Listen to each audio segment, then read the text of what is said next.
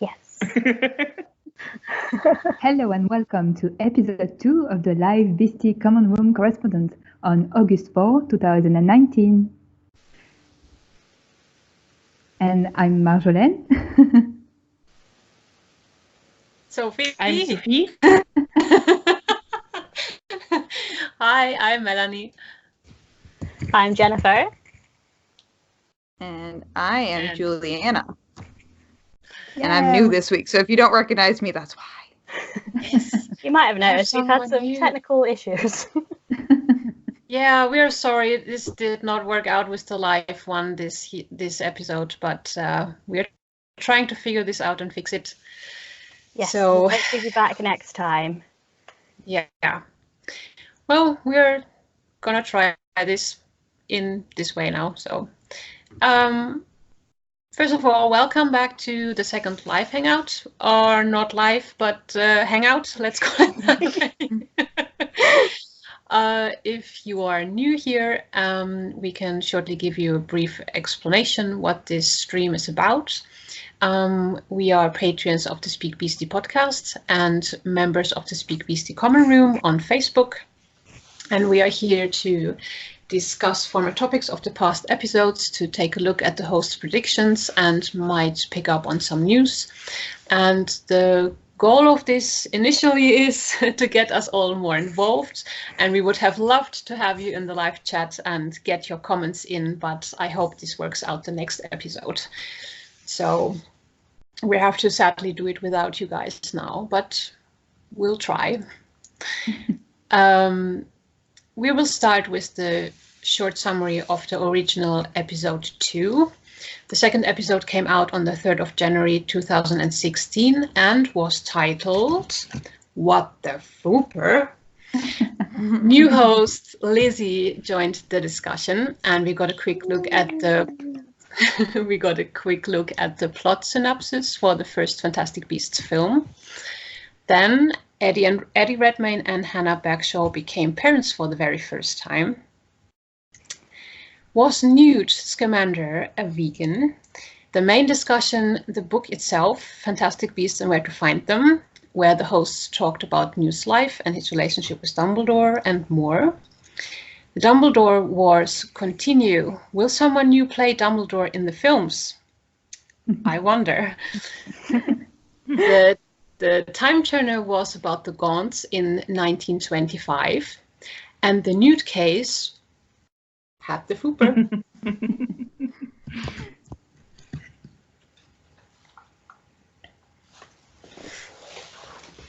So, shall we start? Yeah, so Yes. our first segment. Do you want to introduce the first segment, Juliana? Oh, sure. So our first segment, I think we're calling it Just a Smidge. Is that what we're going to call it? We are. We enjoy that. I like it. I'm here for it. So it's just kind of reactions that we've had to the episode and things that we thought while we were listening back to it. So I'll let you ladies start because your comments are at the top. I'm not sure who the purple person is, but whoever I'm is the purple. person. Aha! we generally just kind of all, we don't usually follow the dog. But again, it was the introduction of Lizzie S, who we enjoy very much. We love you, Lizzie. Yes, we love you. As someone who really loves Christmas, I love that it was filmed on Boxing Day. It's like our own SpeakBeasty Christmas special. Yes. Yeah, Right. Boxing Day, the day we all celebrate, and I have no idea what's going on. I was going to say, Boxing Day is not a thing in the United States at all. Really? It's not here. No. No. It's just a Outside Harry of Potter. Yeah, the Is first it time I only heard in of it the was in UK? Harry Potter. Or? It's just a UK thing, yeah. Oh, I mean, the stores are closed on the 26th of December here. Really? Yeah. Not in France. No, they're not. Oh, that's what a huge shopping day in America. Like huge people, mostly returns. People are like, "Oh God, Aunt Ariel got me a sweater again. I gotta return it." No, that's the 27th. Like when you get a voucher for Christmas, and you're just like, oh, money, and you're just like, can it just be the 27th? No, I want to go shop. Oh. I love how this throwback bring us to Christmas Day in the middle of summer. During the current That's heat great. wave. Mm. Too You guys hot. I start don't like it. They're Well, gonna when start you're- breaking out the Christmas decorations in the stores soon, so you know. I was about to Yeah. say it's not long anymore, and they will have the first Christmas candies. So, Yep. not far off. Nope. Plus, Christmas is the best holiday anyway, in my personal opinion. Oh. But I agree. I love Agree. Christmas. I like the food. I even made some special. Where's the one I made? Someone I don't know very good. There we go. It's a little Weasley jumper. So cute. So festive. In August. So the other reason to celebrate in the episode 2 was the announcement of the first baby of Eddie and Hannah. So Yeah. yeah. I Yeah. believe it was This that baby long is not a ago. baby anymore. Yeah. He's 3 years old now, and they have a second baby, and he is not even a baby now. They have Iris and Luke. Very cute. I feel like It's this always makes me. Oh, go ahead. Sorry. I just wanted to say that every time they have interviews or promotions going on, he's always had a baby. He's always talking about his baby, and now they're just not babies anymore. It's so sweet. I was gonna say it reminds me of going on Facebook and being like, "Oh my God, the people from high school that I went to high school with have like 3 kids." Oh, oh Christ! Yeah, I'm the last one too. It just makes you feel so old. You're like, "Oh, that was 3 years ago." Ooh, boy. Yeah. Time boy. flies by really fast. Yeah. Let's see And we're how gonna many be- babies. Yeah, I liked your point on the dog, Sophie, about this. Because now obviously Catherine's pregnant. And it's like, oh, I wonder how many kids they're going to have by the time this film is over. Yeah. I mean, Dan has already 2 kids. He already has contributed to the baby beasts. And then we have Allison, who is in a strong relationship. So maybe if all went well, we'll get some baby. Lots of little baby beasties running around. Mm. All dressed as Nifflers, please. Yeah. So this was a real thing. You talked about it on our chat, Sophie. But, Yeah. He talked about that he had a New Year's Eve celebration, and it was Fantastic Beast themed, and he had his little daughter as a Niffler, and it was just hilarious because at the time she was in a stage where she was just like mine, and it just fitted, and she fitted the Niffler. That's amazing. It's so Yeah, cute. cute. Eddie's just so Newt, isn't he? He is the best Newt. Mm-hmm. What other notes do we have? The textbooks, which is our favorite Hogwarts library textbook. It's one of the topics we've noted. Yeah, I think they were talking about the Fantastic Beasts textbook Mm-hmm. in the. I listened to the episode. I listened to it too early, I think. It was, Now I'm like, what happened? Yeah. Well, I said that I've only read Fantastic Beasts, which is not true. I remembered I also read Beedle the Bard. Oh, that's good. And I that's like very- the Quidditch one now. I think that one. I love having it on my phone because sometimes when I go to the doctors, I have to wait so long, and I just read a little tale of him, and it's very Oh, that's a good idea. yeah. So I found these at the book sale I went to last weekend. So we got, they were all $1 each, and I was like, why are you giving these away for $1? I will buy them. Have you read them So- before? Yeah. These are like the original. Well, in the U.S., these are like the original Oh. printing of them. Because I also have the box set, which is like the second version. Geez. Yeah. Somehow I lost this original version of Beedle the Bard because my mom got it for me the Christmas it originally came out, and then like when I moved to my apartment in Richmond, Virginia, it somehow just went missing, and I was like, "Ooh, well." How can I you lose also a have the book? original. Oh, you have such interesting covers They're too. really nice. I mean, Yeah, the Beedle Beedle Bard is the Bard's same one really that we good. have over here. Yeah. Yeah, I have that one too. Yeah. Obviously not in French. I do yeah. have the. Fantastic I Beasts do is have boring, the. I do That's have lovely. the Which one's Fantastic that? Beasts. It's I Fantastic like Beasts, that but one. Oh wow. with the dragon. Can you That's all cool. see Marjolaine? Sorry? Hmm? Can you all see Marjolaine? Yeah. Yes. Cause I can't. Oh. She was showing the book covers. Ah, okay. They're very nice. I would show Yes. you, but I only have them on Kindle, so Yeah, mine are on my That's- phone. not very interesting. So.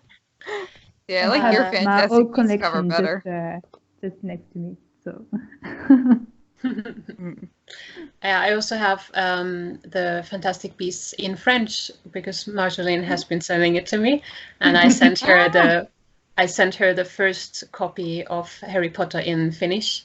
So we had a little bit of a book exchange here. Oh, So it's also yeah. up there in my shelf. Oh, that's so fun. Yeah, it's really nice. And as I have mentioned to you guys already, that I, when talking about the textbooks of Hogwarts, well, I see that you actually specifically asked for the Hogwarts library textbooks, which were, of course, the Tales of Bildebard and Quidditch and so on. I just thought I'd show you this one. I have actually. It's so pretty. Oh, I actually so have pretty. I have a replica of the. Well, it's versions. Does it prettier have than stuff Harry's. Hmm? inside? Is the pages filled? Is it got stuff inside? Yes, they are. Right, I give you a quick look. Ooh. Oh. that's so cool. Yeah, I've got it. Yeah, I agree. Now, where'd you even get think that this is- from? My biggest treasure. There is someone that makes these replicas. I can let you know later exactly who that is. And you could like sign up for it. And yeah, they're like really nicely made and really beautiful. And yeah. I was gonna say, because I've never even seen that one, and No, usually you my can't. No, you can't get them anywhere else. I don't know if there are other people who make those. I think if you go on Etsy or somewhere, you can usually find like just something for the cover, but not a full book. So he kind of took the information that we have about the book and from the lessons and such, and then he filled the whole book with his own research and his own writing, so that it's actually a proper book and you can hold it in the hand and read through it, and it's actually really nice. Yeah. That is so I cool. follow him on Instagram. I think it's Ala19, something Yeah, like yeah. that. Yes, And it is. he did other textbook and like History of Magic, and yeah, that's so cool. Yeah. Right? That's really cool. I would be so mad not being paid for it.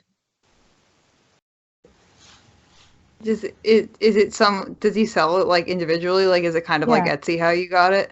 Like you just like go and you buy like one custom product from this person? Okay, I'm not exactly sure how much we can talk about this. I don't want that he's getting in any trouble here. Oh, okay. We can move on.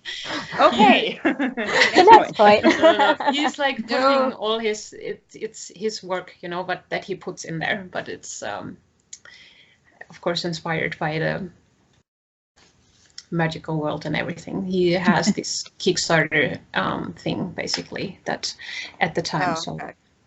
So Yeah. yeah. No copyright infringements here. Of course. I hope Warner Brothers aren't watching. Yeah. The next point is one of my favorite points. What we pick up on the episode. I know. Sorry, can you hear me? Because Yes. Yeah, Yes. it Yeah. freezed I again. can hear you. I can Sorry. see you, but I hear you. So yeah, I know the kettle should be on the main topic because it's really important. But they talked about the kettle, and we want the traveling kettle, the Newt traveling kettle. Yeah. We need more information about the kettle.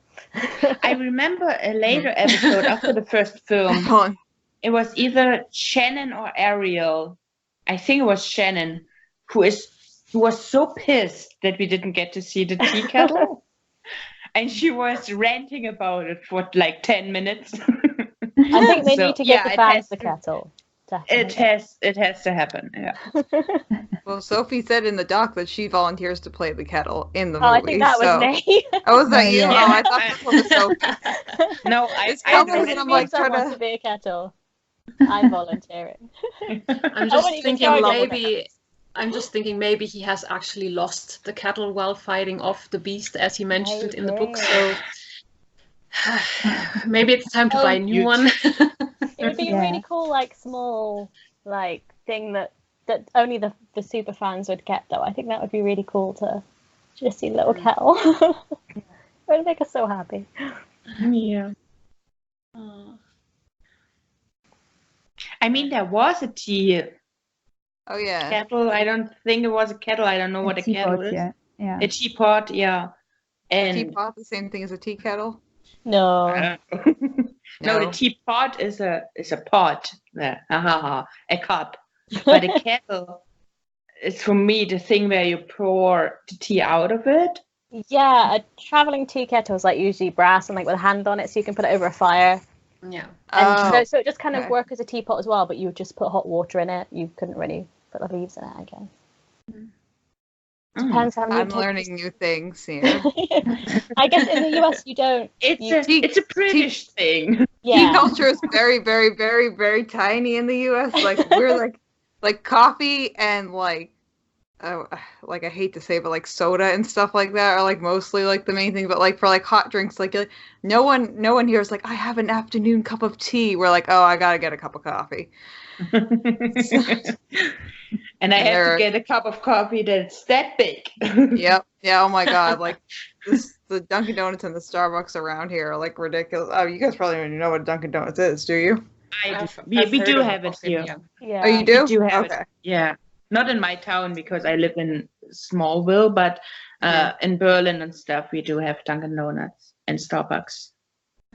So Dunkin' Donuts. So I live in Massachusetts, and that's like where Dunkin' Donuts started. So there's literally one like every half a mile in Massachusetts. Like it's absolutely freaking ridiculous. If you go to Boston, there's one on every single street corner. It's like, how caffeinated can you possibly be? Every morning, Massachusetts. Yeah, have you I been hear to it, I Overmorning? No, I've been Like, to I've been to like around the Harvard Yard area, but I've never actually. Where exactly is the entry point for Overmorning? I'm trying to remember.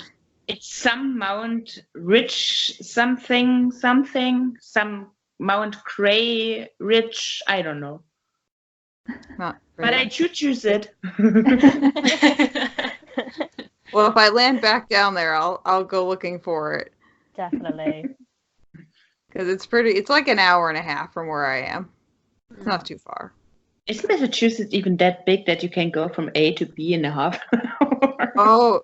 Oh yeah. Well, if I'm you go just from- kidding. Oh no! Well, it looks teeny tiny on the map, but like if you actually drive from like one side, if you were to drive from like the Amherst side, which is the far side, all the way down to the end of Cape Cod, which is Provincetown, it would probably take you like 5 to 6 hours.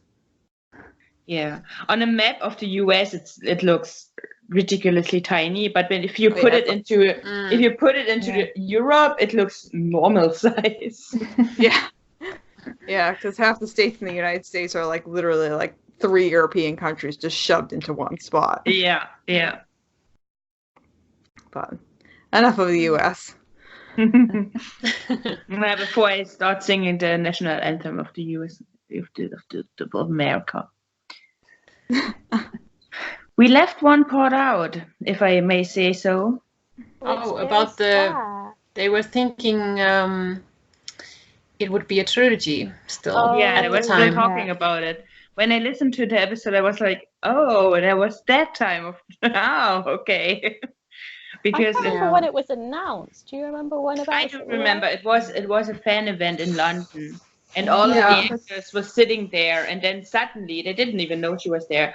Suddenly, Yeah. J.K. Rowling comes up the stage and it's like, "Hey, we are doing 5 movies," and you're just looking at the actors, and they're like, I remember I think it was it David Yates that was there as well? I remember the people from Warner Brothers who were there also looked really surprised. I'm not sure if she told them yet.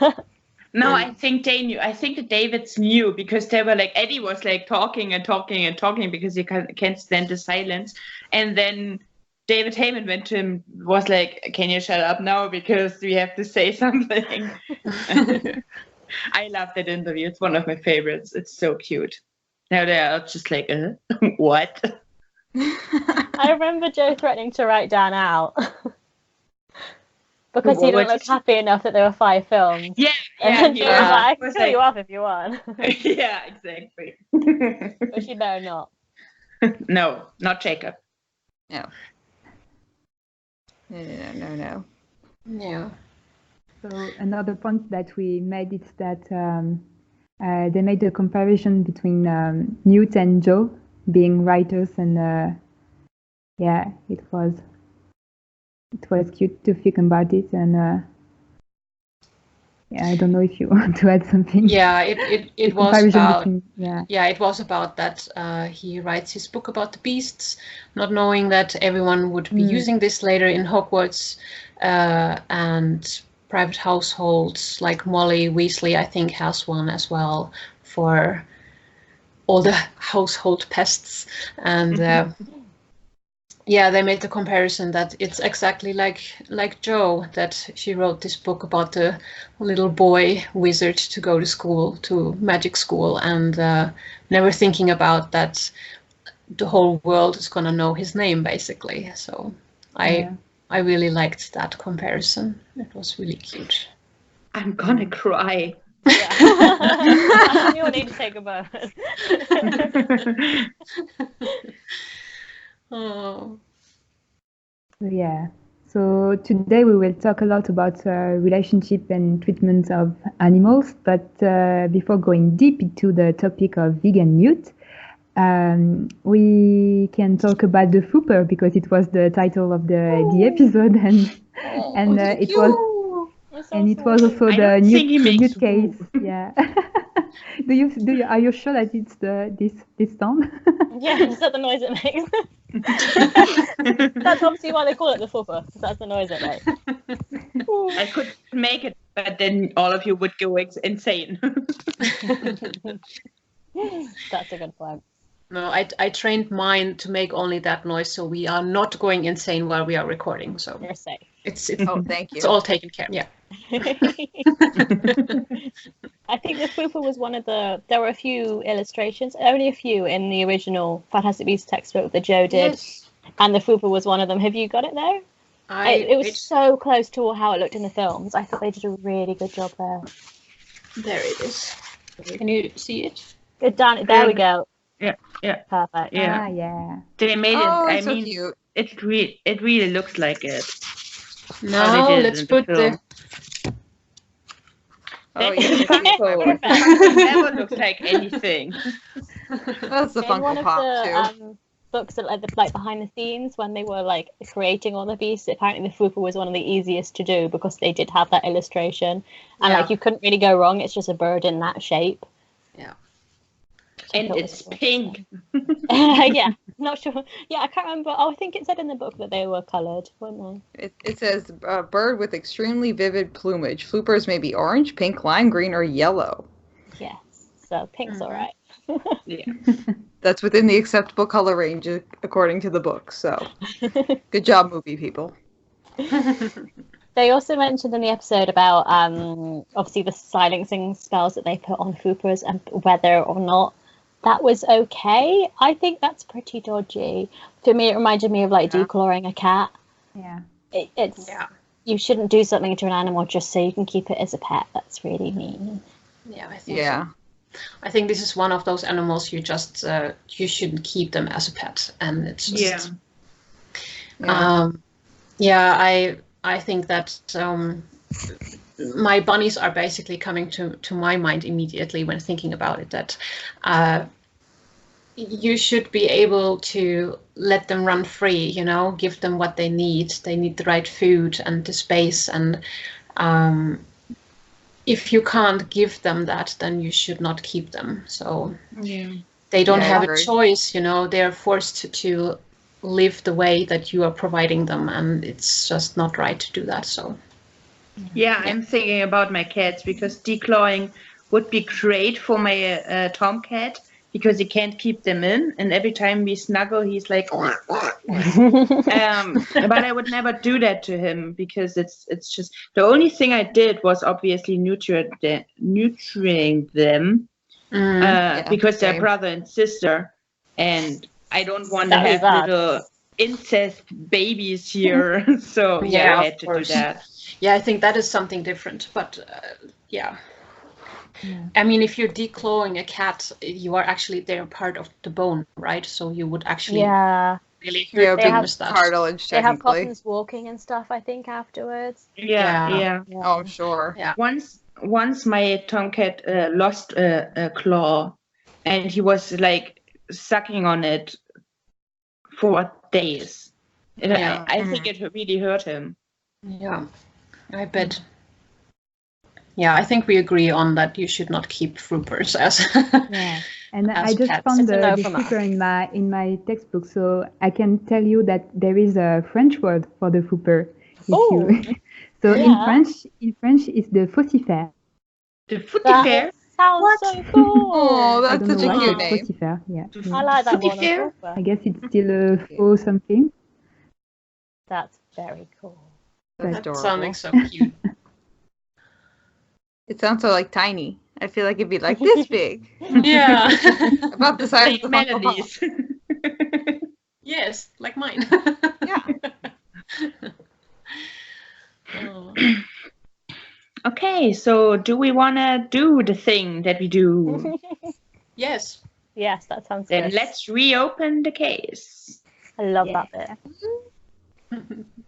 We are mostly talking about vegan Newt this week, which I know, Melanie, are you a vegan or a vegetarian? Is it? I am a vegan.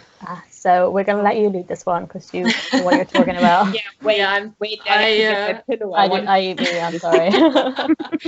I'm trying not to put you to sleep, because I have been writing a lot in the doc, but I have already cut it down a little bit. So, in the episode itself, the hosts were thinking that Newt might be a vegan, and we were thinking, what does that? Has that even been possible in the 1920s? And I'm myself a vegan, and I would really like the idea of Newt being a vegan, but I thought of him, I call it milking, and using the juice or the liquid of the swooping evil. And I think he's not hurting the swooping evil, but it's still not really vegan of him, so I would rather call him a vegetarian, maybe. What do you think? I think you're right. I think, just for like background knowledge, I'm a dietitian, so like I actually deal with people who are like, I'm not vegan, but like I fully, like I know a lot about people who follow vegan diets, but you probably honestly know more.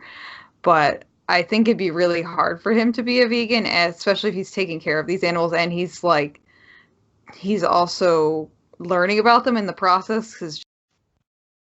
There we go. We should be recording again. Well, welcome back, everyone. You just lost us, and here we are now. Another technical issue for today's episode. Yeah, we are officially calling this the cursed episode now. Oh my gosh, yes, our first cursed episode. Canon. And it only took us 2 episodes to get here.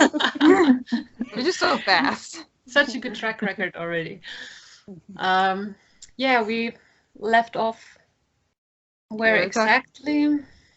I think I was talking about how it would be hard for Newt to be a full vegan if he is like kind of more or less experimenting on some of these animals, or like just using what they like, seeing the properties of some of the like stuff they produce, like whether it be like mucus or like some kind of thing they put out.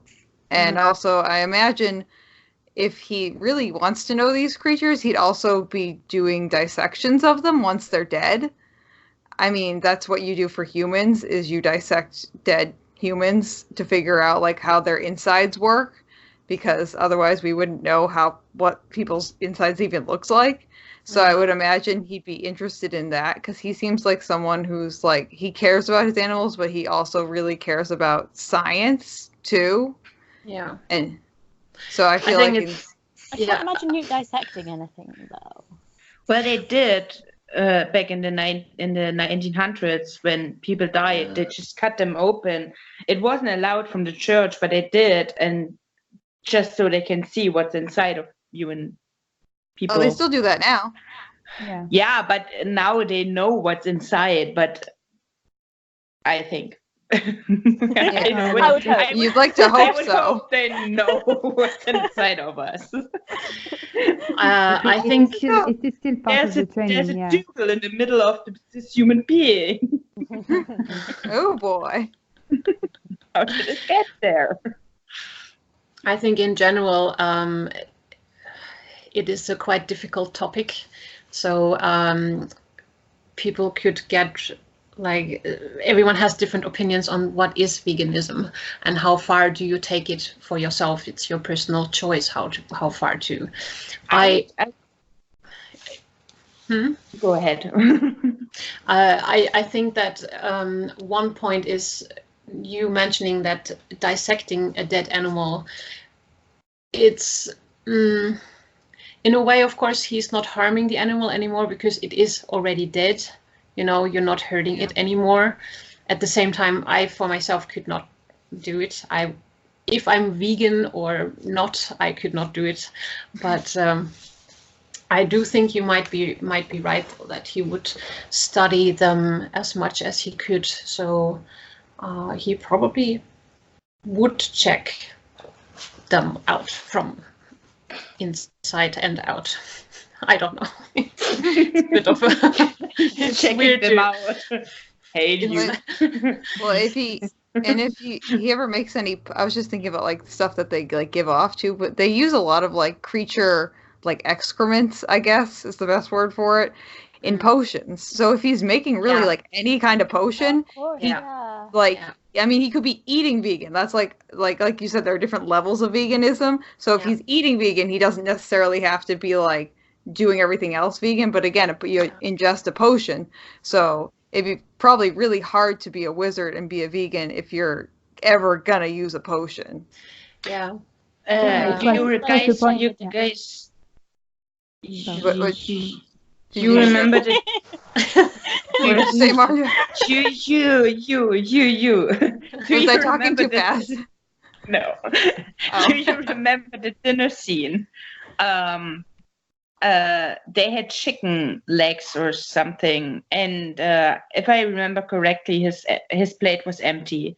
So I don't know if he ate it or if he made it vanish, or I don't know, but I assume he ate it.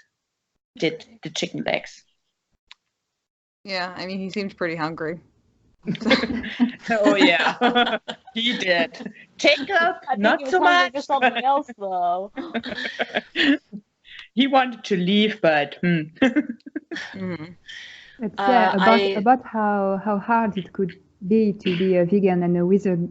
They talk a lot about the wand, and because all the wand that we know all have an animal part in it. So yeah, that was a big topic in the case of Newt, because I think in general, I was just imagining myself being at Hogwarts and doing potions class, and I don't know if I could squish bugs and put them into the potion, and all wings of, even if I don't Snape know was what. over you. Snape. That was my impression of Snape. This? Yeah. I guess it depends, like you say, the different levels. Because when I used to own a wool shop, we did get vegans in who said specifically they can't have anything with wool content, which I always thought was kind of strange because, I don't know. I guess I eat meat and I use leather and stuff like that, but something like that, it was like it doesn't hurt the sheep. The sheep have got to be shorn anyway. So that's what I'm thinking about the milking. I'm with the milking of the swooping evil. Oh, He's of not course. really. I mean, I get why Like, what if it vegans needs don't that? drink milk. Oh, we lost Margot. Yeah. Shall we continue? Yeah, let's keep going. Let's just get to keep the end of this talking. episode. I mean, edit I get why vegans don't drink milk from a cow because it's taking it away from the cow. But to milk the swooping evil, you don't take it away from anything. So. Well, the thing is too, it's kind of like a double-edged sword. Like with, not that I'm saying that like people shouldn't be vegan or anything, or that like milking cows is bad or wrong, but like if you don't milk a cow, I'm pretty sure that, or if it doesn't like feed a child, like it's like its milk will kind of build up over time. I think it's slightly. The thing about that is just in order for a cow to actually produce milk, they impregnate them forcefully. And then right after birth, they take the calf away so that they can actually use the milk for themselves and sell them. So the calf usually would drink this milk. It is made for the calf. And this is it goes really deep into, same with the sheep that they are bred nowadays or over the years they have been bred into a way that they produce so much wool that if you don't take it off, it will crush them literally. So they can actually hurt from that. And then we could go into the debate of how they are taking off the wool, that it's mostly is being done in a very harmful, painful way for them, that they get really badly hurt, broken legs and everything. So if you like look into this more deeply, you will start to see things that you would not have even thought about. So that's why vegans choose to not use any wool. I, for myself, for example, also try to avoid that. And I'm not like super hardcore looking at every tiny thing, but I'm more focused on the food right now. I'm only vegan since a year, and I still make mistakes. So-called mistakes. So I've got a question. Yeah. What's Eddie made of? He's actually, to explain this to possible viewers here, it is something that I made for Sophie for Christmas. Was it Christmas? Yeah, it was the Secret Santa, wasn't it? It was. Yeah, we had this gift exchange in the common room. So he's actually made from, I don't know what the material exactly was now, but it's not made from sheep wool or anything. So it's no animal material in there. Yeah, you can get really good quality acrylics and like man-made fibers. Yes, exactly. Yeah, Jennifer knows. She knows the... I don't know in a wool shop. Yeah. It's made of moon calf wool. Okay. Made of a moon calf. Yeah, and to go back about Newt, I'm sorry, I lost internet for a second. Yeah, but fine. Talking about Newt and how he used or not animals, I just remember that during the war he was they were using a dragon, and he was with the dragon on the front. So that means that he was okay using dragon during war. So I guess that doesn't sound vegan to me. No. I don't think he was actually training them for war. I think he just... Depends what they were doing with them, though. I don't know. Maybe they like had a wand to his throat and were like, "You better train these dragons." Oh no. I mean, governments can be pretty evil, so you never know. Oh, that was Theseus. He was a culprit. But he's so nice. Yeah. Yeah. And maybe he couldn't prevent it, so he chose to be with them to be sure that they were treated the best that they can. I think so. I think that was his job. That they were aware that if you treat them right, they give you the best they have. So if you treat them wrong, they will fight you and not the enemy. So maybe he was there for that. Yeah. I did actually have a very quick look over the history of veganism, especially around the 1920s. And veganism has been around for a really long time. It just didn't have a name, and it was not that usual. The first vegetarian society has been formed in 1847 in England, and 3 years later the American Vegetarian Society was formed, and it got a sort of boost around the World War I era, where our story here is taking place. When many countries were cut off from, for example, corn-producing countries, and their own crop harvests were failing, meaning that much of it, there wasn't much of it to consume, or, for example, to feed the cattle.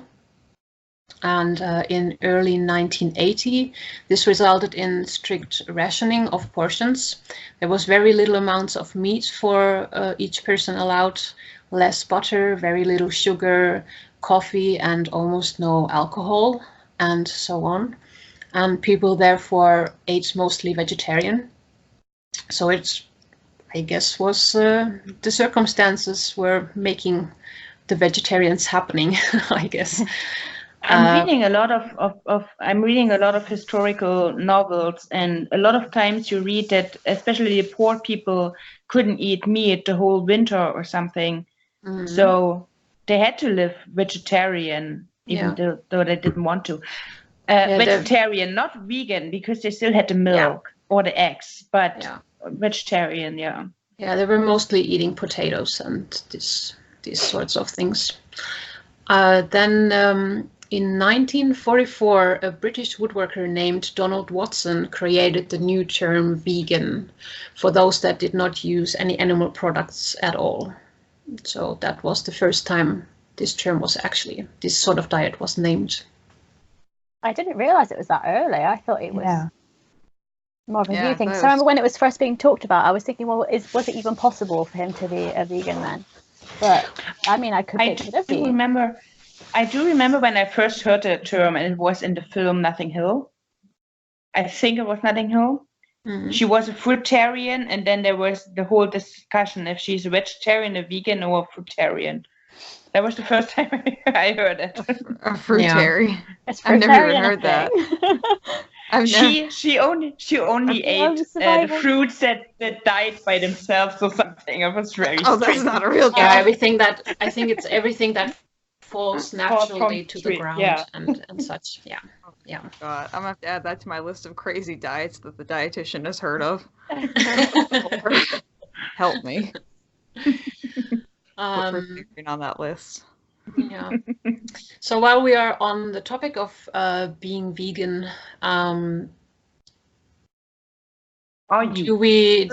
we were asking ourselves here, do we know by now what the core of Newt's want was? No. The short answer is no. Yeah. I got so frustrated the other day. SpeakBeasty, the Twitter team, I'm not looking at anybody, but Jennifer. They had a trivia, and it was like, what's Lida's wand made of? And I'm like, that was not me. Why do we know that? But from the main 4 or the main 3 wizards and witches, we don't know anything about their wands. We know how they look like, but we don't know Tina or Queenie or Newt. There was some information in the tie-in books about like the wood it was made from, but I don't think we know the cause of any of them, which is very bizarre. So I'm not sure if maybe they mean something, or we'll have Marjo break hers open, whatever she's got in her hands. Yeah. So is that what's inside? Can you see something? Can you tell? You guys know what then Radcliffe said to Newt's wand? It looked like an IKEA wand. Yeah, he said, "What is that, IKEA?" Yeah. I really like Newt's wand. I like the I do too. It's really nice. I like that there are little claw marks and biting. Yeah, So because it's always like this. Yeah. careless with it. I think that would be me. Yeah. It fits where the mark is. It's where you put your teeth. Yeah. I did find a little bit about the wand, though. I checked Pottermore for that, and on Pottermore, Eddie was talking about it, that he chose this wand himself for Newt. Yeah, they all did. And I quote him here: "It's made of organic materials. Some of the choices were fossilized, but I didn't like the idea of death of creatures, not for Newt. There was something slightly sort of mother of pearly about this one, and the simplicity of the wood. I liked that. Newt's wand has this handle that is a tubular piece of shell." I'm sorry, I'm not a native English speaker. Tubular. Tubular. And in the episode, Lizzie also quotes an article in which Eddie further says, "Newt wouldn't have anything leather and wouldn't have anything made from a horn." That does make him sound pretty vegan, doesn't it? Yeah, but Colleen Atwood didn't get the memo because on his coat there is leather everywhere, especially in the second one. Yeah, so that's just faux leather. Maybe it's fake leather. Yeah, I was just thinking it could maybe also be fake. Yeah. But I think that he would probably not have a core that is made of any animal. I mean, we assume we got his wand probably from Ollivander, and he keeps using animal cores. So it depends which ones, though. I feel like the phoenix tail feather and stuff like that. Like, you don't have to kill the phoenix. Yeah, you don't have the same with unicorn hair. If you don't have to pull it out, but if you find it in the woods. Yeah. It's also like fruitarians, they take whatever falls down. The ground, it's fine. Yeah, on that, I was also thinking that, jumping a little bit down here on the dock, I tried to find a quote from Ollivander, because I think I remember that he mentioned somewhere that, for example, with the unicorn hair, that he uses only small strands of it, and with the permission of the animal itself, or if he finds it, if the unicorn has accidentally lost some on the bushes or something, that he would use that. So he would not forcefully take it. And then I also remembered that Fawkes, as you already mentioned, has given freely 2 of his feathers. One went to Harry's wand and one to Voldemort's. So do not quote me on this. I think I remember that Ollivander said that somewhere. So it's in Sorcerer's Stone. I'm rereading them now. Asking a unicorn for permission. Can I have some of your hair? Yeah, in the sure. I need a haircut anyway. In the chapter where Harry gets his wand originally from Ollivander, it's like chapter 3 or 4 in book 1. Ollivander does say that the phoenix gave only 2 feathers. Yeah. What? So he specifically says that the phoenix gives the feathers. To Ollivander, said person who's accepting these feathers. So I would count that as, you're definitely not hurting the animal if the animal's like, "Here, I give you feathers." Yeah. I don't know. I don't remember each one of your cores for your wand that was solid to you. Unicorn. I have unicorn here, I think. Yeah. I don't know. I had unicorn, and now I have phoenix feather. Okay. Mine has also unicorn hair, and I think if it's correct what Ollivander, that I remember Ollivander saying this, then I feel myself as a vegan that it would be okay for me to have the unicorn hair in there, because he would have not harmed them and forced them to take the hair. So do they make, see, I only really know the unicorn hair and the phoenix feathers as wand cores. I'm trying to think, is there any wand core that like you would have to violently take from an animal? I'm trying to think. The dragon heartstring. Dragon heartstring. Heartstring. Oh, you're right. No. I mean, I don't think they. No, but what's the American one? The White Stripe River Monster something. Yeah, the Horned Serpent. Horn. Oh yeah, the Horned Serpent. But I think it was because she was, wasn't it? Oh, what was her name? The founder of Overmoney. That the serpent let her take. I wanted to say Morrigan, but that's not true. Isidore. Yes. Isolde. That's a German saying of the name. I don't know how to pronounce it in English. Isolde or something.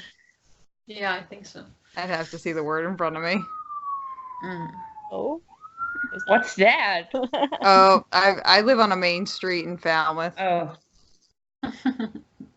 That's my lovely neighborhood. Your sounds so horrifying. Oh, really? You sound different? Yeah, last week I went down. I was walking by the castle, and there was something in the castle happening, and the five or four fire departments cars came in, and it was so loud, but not horrifying. It was just loud.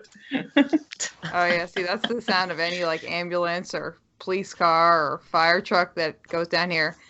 Yeah, I have neighbors. I'm gonna call them my neighbors that are very loud. The fire department specifically are my loud neighbors. So please excuse them. Go ahead. Sorry. Yeah, we're a little bit off topic now, but we are having only one point left. Only 1 point left here, and it's in the episode. The hosts were wondering if you become a vegan later in life, if you would simply get a new wand that suits you and your changed values better. And my question would be, do we think that wands might already see ahead of time, that they see a potential in you, that such a choice might be coming your way someday and will automatically say no to you because the wand chooses the wizard? That was interesting. Yeah, that was. Because once you've like got a wand and you've used it for a while, because the wand and the person learn from each other, don't they? You wouldn't want to change that. And wands are weirdly clever and slightly creepy. I think I would know. I feel like it's kind of like the whole argument of like, do we sort too soon? I feel like it's one of those arguments where it's like, do you pick your wand too soon too? Like, because I mean, like, I'm drastically different from the person I was when I was 11. Yeah. I was kind of thinking, is there a comparison between the wand's awareness and the sorting hat? That they kind of see something in you, that might not be like surfaced yet. So if they would detect that already and they think that, yes, you haven't reached this yet, but you will be someday, so it will suit you. Yeah, we also. That's interesting. Like, if there is a spell. Oh, sorry, I'm lost. I always wondered because. I can hear you, Marjolaine. Yeah. Okay. Yeah, I'm back. So yeah, we also know that. I always wondered, as I said.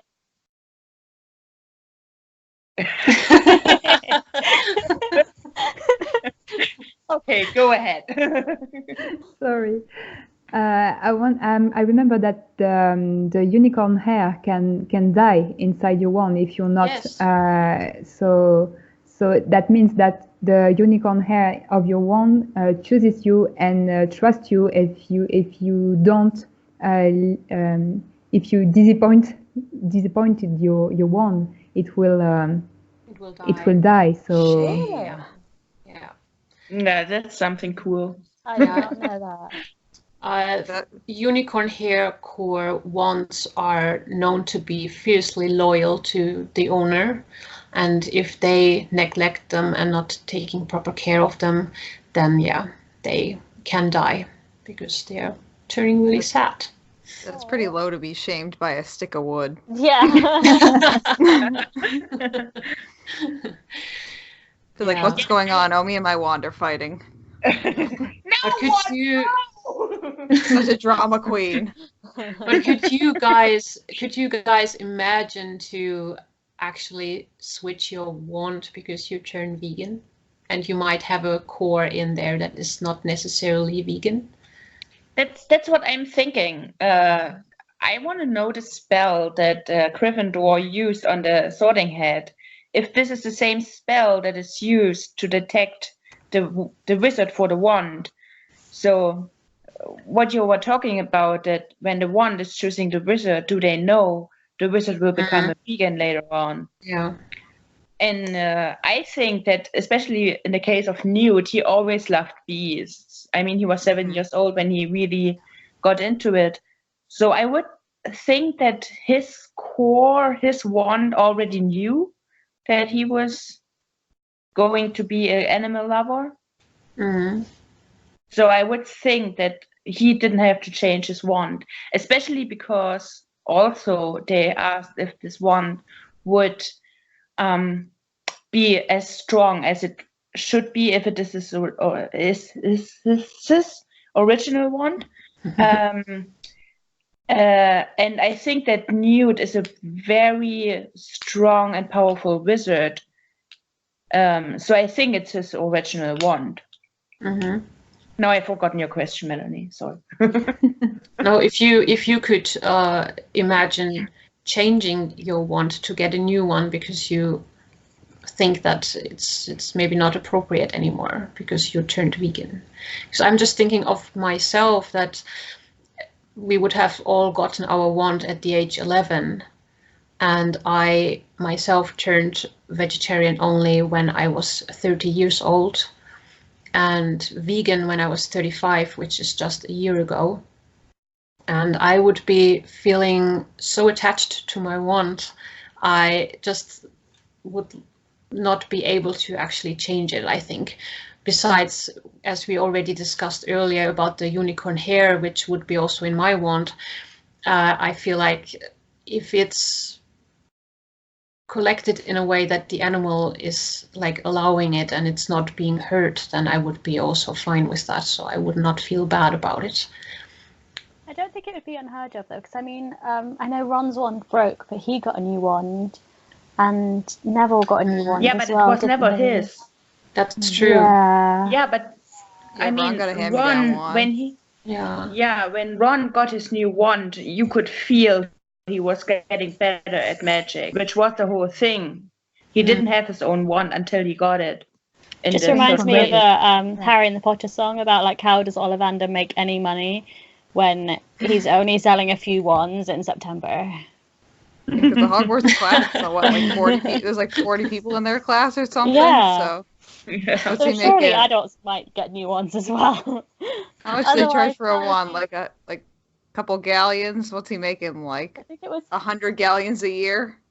Maybe. I could actually imagine that since his business is in the family for so many years already, that he is a very legendary wand maker, that also people from other countries are coming in to get a wand made by him specifically. So I don't think it's only the handful of students that are coming each year newly in, or in case someone needs to have a new wand because theirs broken or something.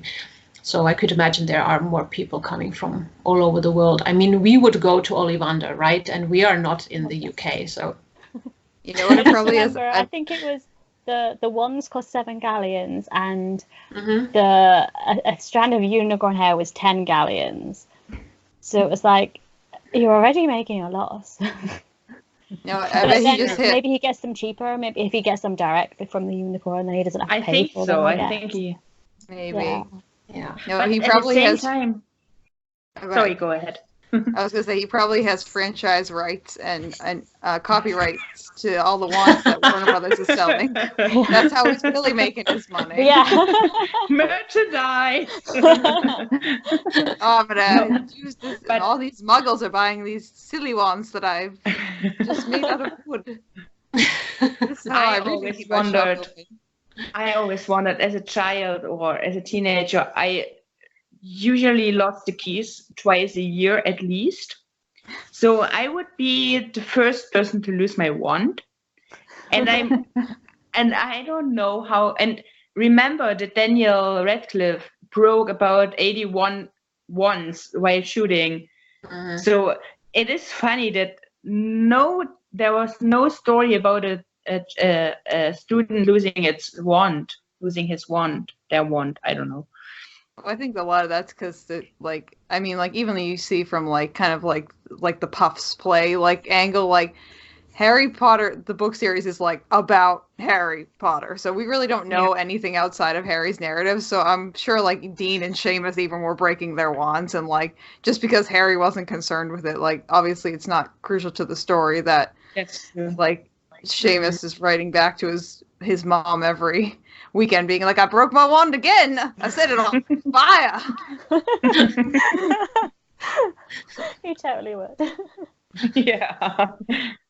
So I feel maybe Harry was really good at keeping his wands intact, but I feel and obviously Hermione and Ron clearly breaks his and gets a new one anyway. Lord only knows how many times he breaks the new one. But I feel everyone else at Hogwarts, I wonder if they would have some kind of wand mending shop or something, or a station or, because I mean I'm also thinking maybe this sort of low price for the wands is only specifically for the students, so it's kind of a student discount. Oh, it could be, yeah.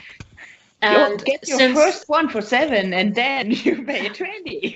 Yeah, and especially because they are just starting to learn do spells and such, many things can go wrong. So I would imagine that quite a few wands of the young students would actually break at some point, and they would go and get a new one, so or something. Yeah, I don't know, but I would think there might be some discount probably on there. Just show your Hogwarts ID card. Yeah, exactly. Seamus, when he gets there the 100th time, he's I've got one for free. I filled out the whole punch card. It's cute. Yeah. So I guess we went a bit far from the. Did we lose Jennifer again? Or is she there? Looks like she went still. Should we move on to the TN tool with Dougal? It still says that it's... Marceline, wait. Oh, no, I don't see Jennifer. There we go. No, there they are. So. Hello again. Hello again. This curse will not break until we are done. We will finish this episode. We can do this. Unfortunately, Juliana had to leave. She has some family business happening still, so it's us four, and hopefully we can make it to the end now without interruptions. Oh, hopefully. Don't jinx it. Jennifer, go at it quickly. We are now moving into my personal favourite segment, Tea and Strudel with Dougal. So feel free to break out your snacks. We did all bring them. I did eat mine already. I have to doodle on the strudel. Do you have what to do, Marceline? Oh, that looks good. What? Oh, that's so nice. You even got Dougal on a strudel. Oh, fabulous. And I have my croissant. Are you going to reenact the croissant scene for us? You have your croissant scene. It's not the right time of the day to eat a croissant, but you're going to go for it anyway. It's always a good time to eat a croissant or a strudel. And guys, this is so cinnamony, I can't even. Oh, I am having some chocolate cake here today, so show us. I don't know if it's too dark already in here, but oh, that looks good. It looks good. And it tastes good too. So I'll start us off because I'm not Ian. So this segment is where we talk about the theories that came up in the episode and whether or not they came true, which is really fun to do. But first of all, we're going to raise our food and drinks in honor of Joe and Harry's birthday on Wednesday. Happy birthday, Joe and Harry! Yay. Happy birthday! Roast! Kippies, as we say in Finland. Oh, how does everyone else say it? Macho. Sorry. It was cutting again. How do you say happy birthday in France? Joyeux anniversaire. That's good. Oh, happy birthday. We say alles Gute zum Geburtstag. That's so good. So, the first point is, I love this one so much. Aaron, who was actually just in the recent episode again. Love Aaron. I just feel like I'm doing heart hands the whole time, the whole episode. We love everyone. Freaked me out to death, but yay! So Aaron suggested that Newt and Jacob might accidentally swap cases, and then Jacob would open it and the beasts escape. And I can't believe he predicted this in 2015. Yeah, that was just spot on. I remember sitting in the cinema and thinking when I saw that they had two cases that were similar, I was thinking, I bet they get mixed up. I bet they get mixed up. Mm. I can't believe he projected that far in advance. That's just by the trailer. It was just the first trailer, and she saw it. It's amazing. So good. Yeah, it's the best to go prediction so far, I guess. Yeah, I think so too. I think so. Mm. Proper, like... Shannon also, this was just a quote that I enjoyed. I just want there to be more nifflers, which is what she said. And I agree, as you can see, niffler shirt. I think my camera's actually blurring out the background, but there are many nifflers on my Hogwarts. I decorated it with nifflers. I see a lot of black dots. Yeah, it looked fine earlier, but for some reason it's like making me in focus, which is creepy. I like it. I like it. It looks so fancy and professional. I don't know if you can. Yeah. No, I don't know if you can still see it. I think my room is a bit too dark right now. But there's also. Amazing. Oh, is that a giant niffler on the end? It's a giant niffler up there. Wait. There's never enough nifflers. That's what we say. Mm-hmm. We already had 4 more babies, so. Do you yes, really want was more? Supposed to have 6 to 8 babies, it says in the Fantastic Beasts book. Oh, great. So Shannon wished for more nifflers, and she got them with the second movie. Did. Second win. Yeah. Yeah. So they were talking about the book Fantastic Beasts, and Aaron was saying that he wanted to be. Everyone was saying that they wanted to have a longer book, and we have now, because after the first movie they released a longer version with some additions. So maybe we will still having other addition with. Yeah, I'm not sure if they're going to keep doing more that. beast in it, but they didn't announce a new one for. No, not for Crimes of Grindelwald, did they? I just don't like that the Zobo isn't in it. Yeah. For instance, because I mean, I got for the first movie that he said, "Oh, I just had to talk to the president of the of magic, that I can add certain American beasts, but the Zobo is not an American beast and it's still not in there. And I love the Zobo. I do kind of like though that we don't really know. Like there could be some beasts like in future films that we don't even have in the book that like they're a surprise. Yeah, but it would make more sense. I mean, he wrote the book. Okay, he wrote the book in 27 and then he didn't have a Zobo. But it's like the 52nd edition for Harry. And I mean, he had a Zobo a long time now. Why isn't it a book? Yeah, it's I'm this just looking whole at Marjorie timeline. and her croissant looks really good. I just keep watching it. It's not the best that I had, but it's okay. It looks really yummy. I think we just have this typical timeline issue happening here, so we could go on about this forever, and it's just gonna be frustrating. So it is. We just have to. It doesn't seem canon to me, and I don't like not canon. Yeah, I don't mind not canon. Just give me all the stuff. No. I don't mind the additional stuff either. I would just hope that we are not getting now every movie after every movie a new book with another 2 animals in there. You know, that's just. They didn't bring one out after Crimes of Grindelwald. It was only after the first one. Yeah. Wasn't it? It was between the first and the second, and they did like an audiobook with Eddie, and that was beautiful. That's true. Oh yeah. I had to. It was really hard to get the audiobook in English. Like I have Audible, but they wouldn't provide it in English, so I had to. Yeah, I had to download it on other stuff.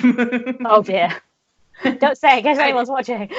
Yeah, because I didn't want somebody to read a book to me, but I wanted Eddie to read a book to me. Oh, I guess they are waiting for the last movie to come out to release all the final edition of Fantastic Beasts. I would actually not mind that at all. I wouldn't mind that. Oh, there was the illustrated one, wasn't there? Were there any new beasts in that one? No, I don't know. I saw it and it was way too expensive for my wallet. I got that one. I think it had but I think it's just the last version that we had after the first movie. Oh, so it's that one again. Oh. Yeah, sorry. So yeah, I was. It looks pretty though. It is really pretty. Yeah. Yeah, it's pretty, and we only have the addition. I don't know if we have the beast that they added after the first movie. I think there is, but I don't remember which one it was. So yeah, we have the Fwooper, but it's just a little. Oh, nah, I like it better different. In the movie. Yeah, I like yeah, that it looks quite different, isn't it? Yeah. Yeah. Did somebody say Fwooper? I said Fwooper, and I still can say it. Fwooper. Fwooper. Fwooper. Another good point they made in the episode was that Newt would probably have beasts in his case to protect them, which took me really long to figure out. I remember after seeing the first film, I was thinking, because my mum really doesn't like zoos because she doesn't like how the animals are kept in cages, and I was thinking, why is he keeping these animals in captivity if he loves them so much? But then I realised when they were doing the new one and it was saying like it's an animal hospital, he's only got the animals that he has to protect them.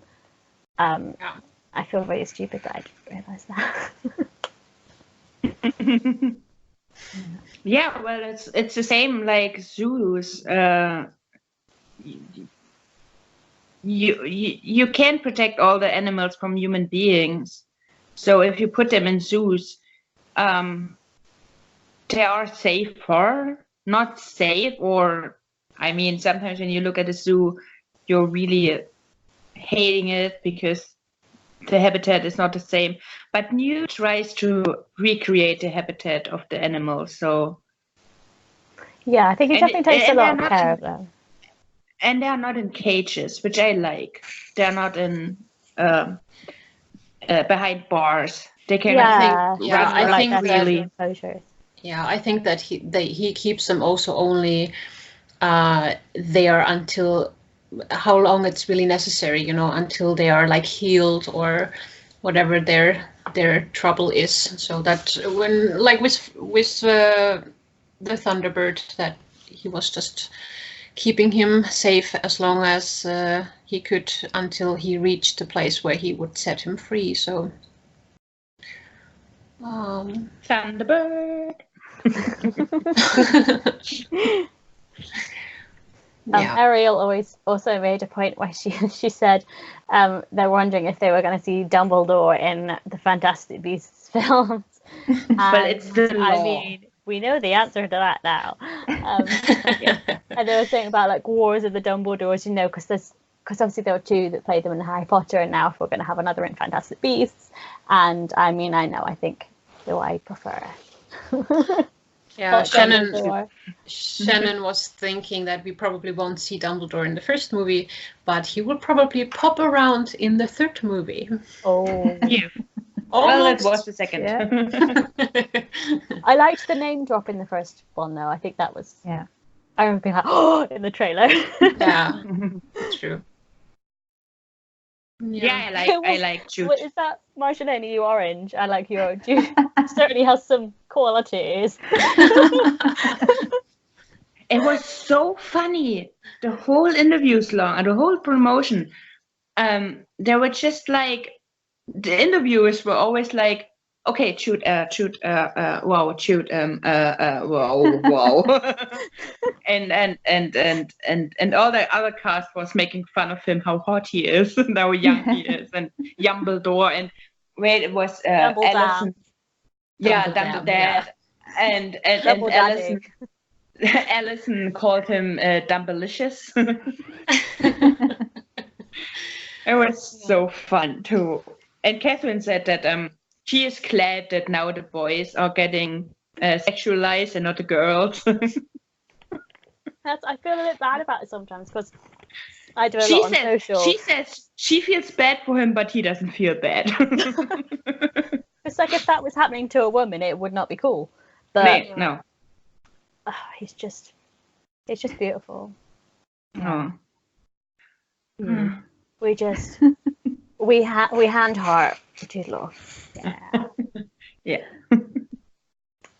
I was glad when I heard this. It was the first news I heard after I became a fan, and I was like, oh wow, have you seen him? Yeah.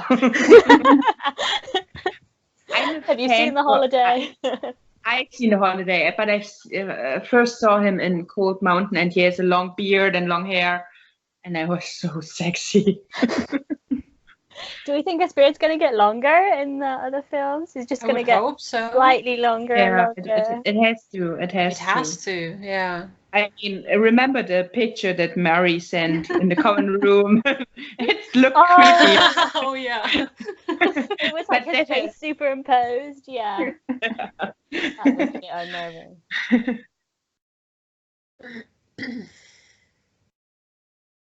Yeah. I also want to do the next point. I feel like I've been talking too much. No, not at all. Well, it's actually Queen, but Mallory, you want to go?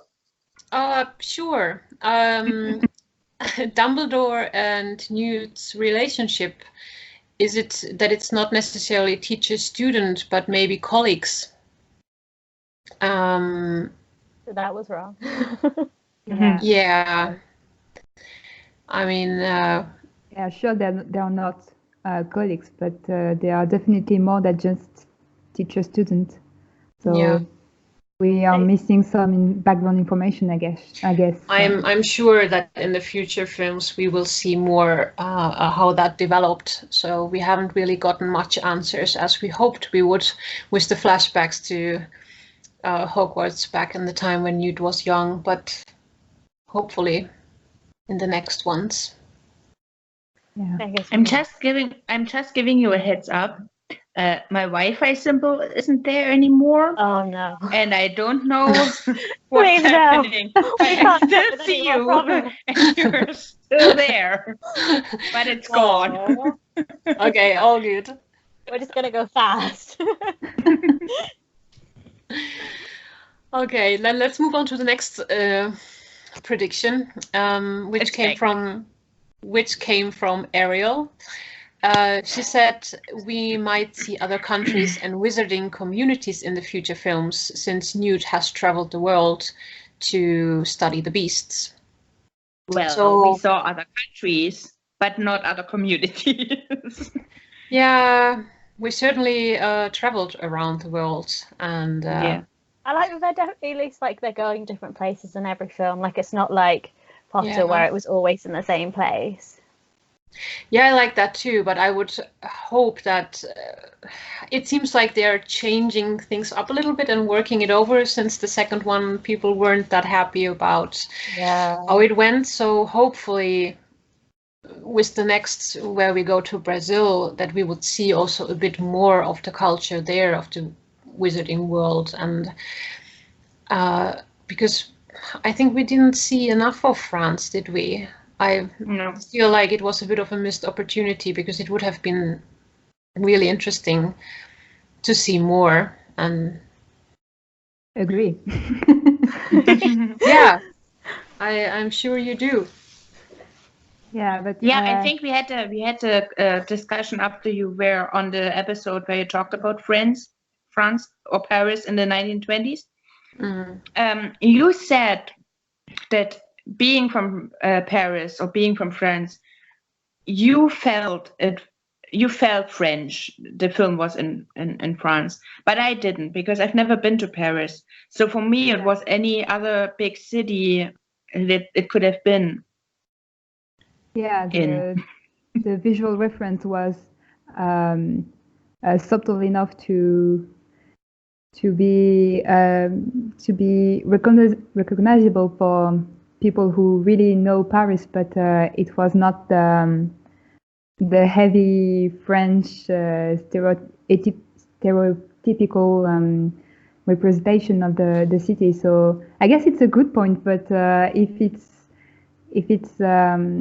but it's not enough. We don't have all the cultural, like we had in America, where we see that the wizarding community in the United States has his own codes and its own laws, and we don't see that in France. So yeah, that's what I'm disappointed about, but not about the representation. I think it's Paris look Parisian, so I'm fine with that. Well, I saw the Eiffel Tower, so but it was so much in the background, and as you said, it's such a cliched thing to have there. It didn't feel like Paris to me. It felt like any big city you could think of. It's more the lack of French characters that is a problem, more than the background. Yeah. We had Karma and Flamel, and both of them were just talking in a French accent, and it was it. You didn't really get anything French from them. No. There weren't even croissants. And then we didn't even get that. Yeah, it would be the thing that will feel the most French, and we didn't. Oh yeah. I'm eating one for You make up for it. I'm done. I'm still hungry, but I'm done. Yeah, then Ariel said also, will we see Newt as an employee at the ministry in flashbacks at the start of his research for this book? I mean, we did see him in the ministry in the second one, but that wasn't... That was after... Yeah. Yeah. That would be cool, but I feel like they've got a lot to do in flashbacks anyway. Like, we've got to see how he got expelled, surely, and things like that.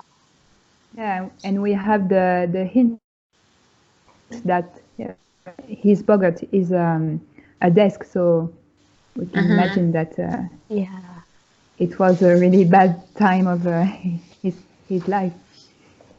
Yeah. So maybe we... Poor Newt. Well, there's definitely still chance to see more of that, so... There are 3 more films. And he said, I'm going back to the ministry, delivering my manuscript. Yeah. Yeah. I like the next one, and I That's hope my favorite point.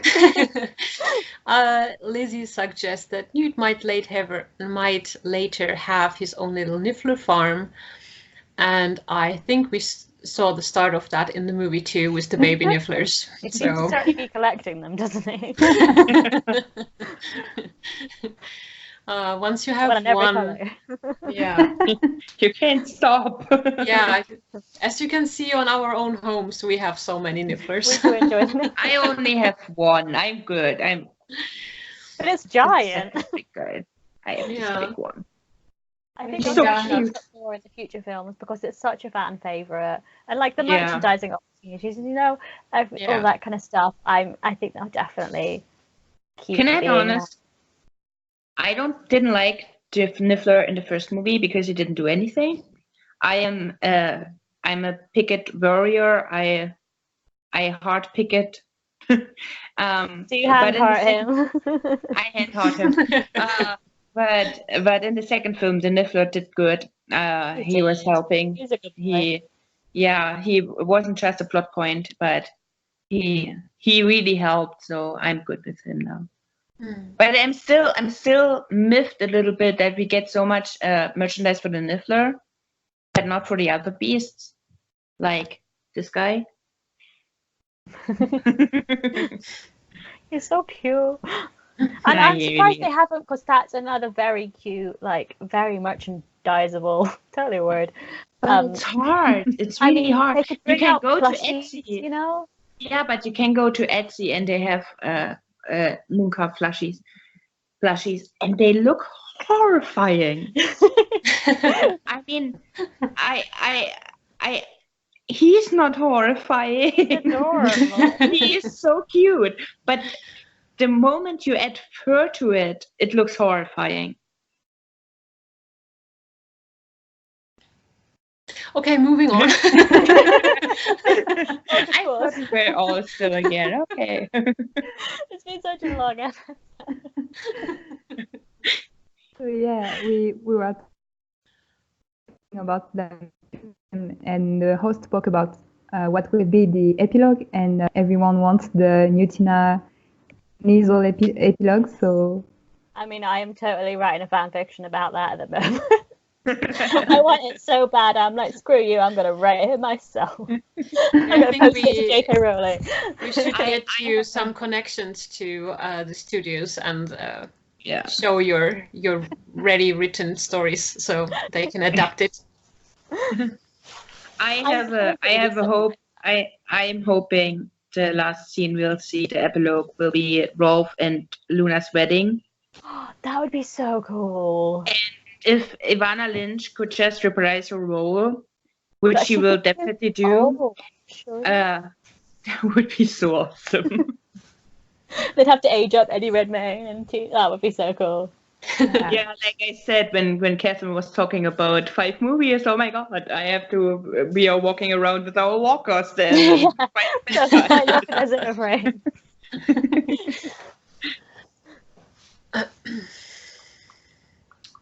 So the next point was very big.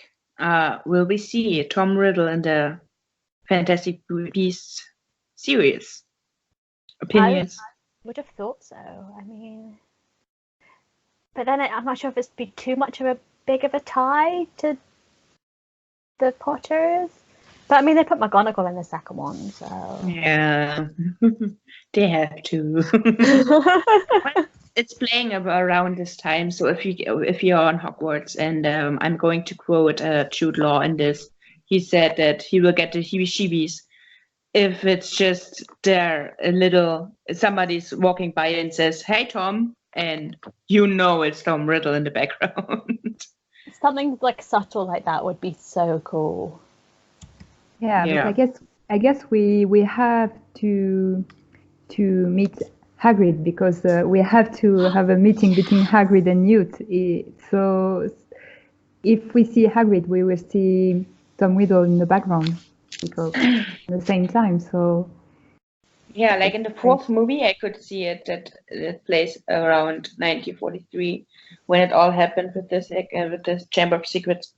So maybe I'd like that. I like to see Hagrid. I'm not sure if Newt would actually like Hagrid's approach to animals, because Hagrid is like, the scarier the better, and he's not really. I mean, he loves animals, but he's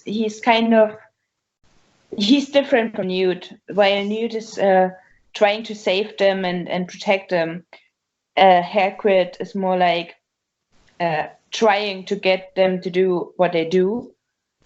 Like, I don't know, spitting fire or something. I mean, he's trying to keep a dragon in his house. And he does do illegal experimental breeding. Yeah, that's true. So I am sure that Hagrid is a fan of Newt, but I don't think that Newt would actually be like, oh. I think there was an article on Margonet a little while back saying like Hagrid and Newt would not get along, which makes me sad because they're two of my favourite characters ever. But I'm going to write that fan fiction. But there's still the theory about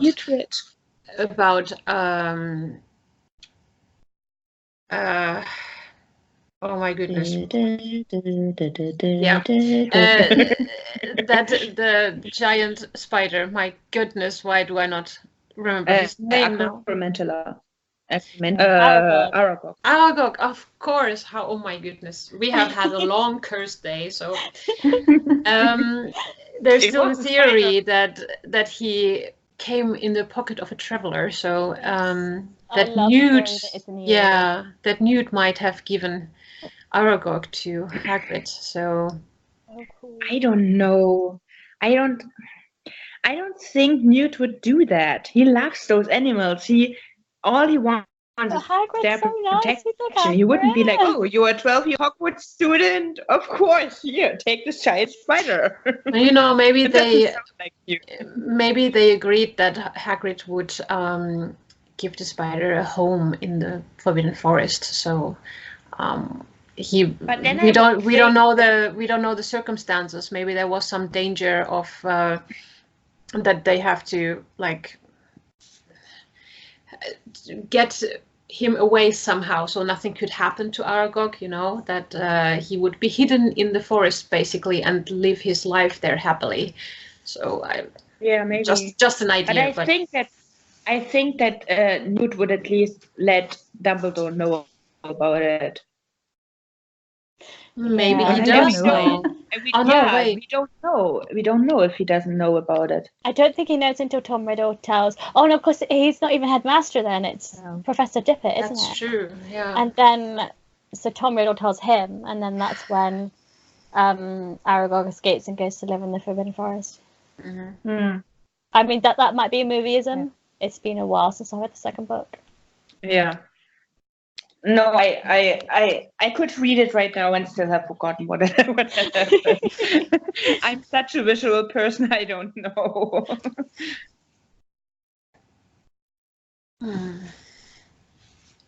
Yeah. Marjolaine, are you still moving or are you just smiling at me? Yeah. I think she's there. I freeze during a second, but I was waiting to have you back, but I can hear you now. Yeah, and I was thinking about Tom Riddle because I guess maybe it's just a fan fiction that I want to write, but I'm sure Tom Riddle, when he heard about Grindelwald, and Grindelwald was actually during the 40s conquering. He was conquering the world, and it might has affected him and giving him ideas for the future. So yeah, I'm always picturing Tom Riddle as a young boy who was following the adventure of Grindelwald very closely because it was interesting for him. So yeah. That's a really good point. I always felt that Voldemort was not impressed by Grindelwald. That he was like, yeah, okay, whatever he did it wrong because he didn't succeed.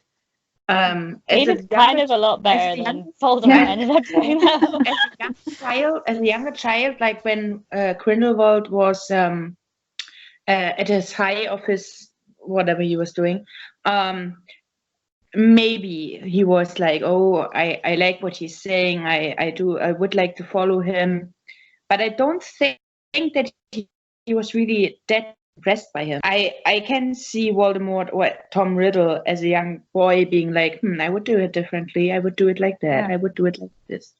Yeah, that was why I was thinking. Not an admirer, not I want to follow this guy, but more like, oh, you can do that. You can conquer the world with some extremist idea, and I can do the same, or I can do better and be immortal, which would be better than this guy. So Yeah. But I don't know if it's the right place in Fantastic Beasts to have so much focus on Tom Riddle, I guess. I don't think they would. I hate it that much. Like maybe like a throwaway, like he's in the background and someone mentions his name. Yeah. I don't think they'd put him fully in it, because then it's just put all over again, isn't it? Yeah. Yeah, I wrote down here that I thought maybe towards the end of the movie series we might get a glimpse of Tom at Hogwarts when Dumbledore goes back to teaching and just casually tells Tom Riddle to please find his seat so they can begin class. Yeah, so something like that. It would be really fun. Yeah, just a small name drop, and everyone is like, oh yeah. And I mean, it can't happen to the later ones anyway, because wasn't he born in 26? Yes. So like, he couldn't have been in the first few, because I was just thinking it would have been cool if he'd been in that. Oh yeah, you're right. The class that Dumbledore was teaching when he was the Defense Against the Dark Arts class. I thought that would be cool, but then he was like a year old when that happened. Yeah, no, he's born now, but like I said, I think maybe in the fourth movie when we are getting closer to the end to 45, because I think 45 he left school, right? Yeah, went to Bowen. Yeah, so in 43 the whole Chamber of Secrets thing started. So I would say in this year we might get a glimpse of the young Tommy.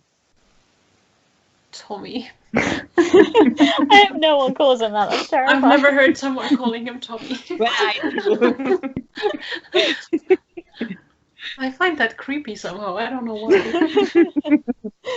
Tommy. It's Voldemort. Oh yeah, yeah, and Aaron was also speculating about the timelines of Newt's story and Tom. Oh yeah, we have basically talked about this now, being born by the end of 26. Yeah. Okay, that was pointless. I am sorry. There was just the last point that Aaron talked to. And it was another idea that we can see Tom at the signing of Newt at Flourish and Blots, and we can see Newt signing a copy of Fantastic Beasts and giving it to the young Tom, and like a name drop, Yeah, we would get a whole name by that. If it was just Dumbledore saying Tom sit down, we wouldn't know exactly it was Tommy. But if it was like, if he was like, please make it out to Tom Marvel a riddle, then we would know it's Voldemort. Voldemort, oh Voldemort.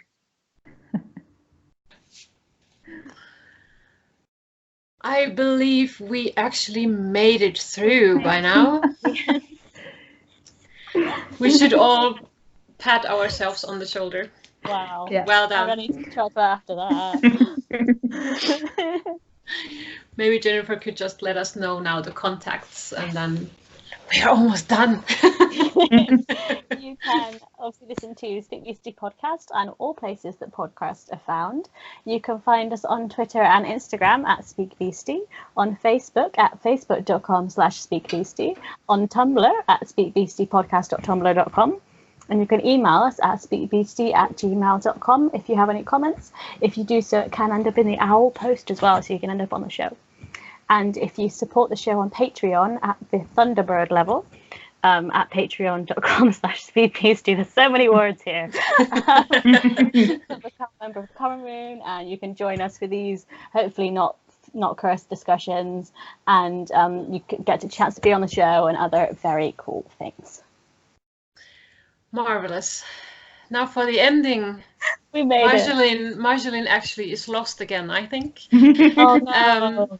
Just for the final, maybe we say bye for her. Yes. She has been Marjolaine I have been Melanie. I've been Sophie. I will continue to be Jennifer. There you are. And I'm back in time to say that I am still here and I am Marjolaine. Case closed. Case closed. Case closed. Oh, I can't do that.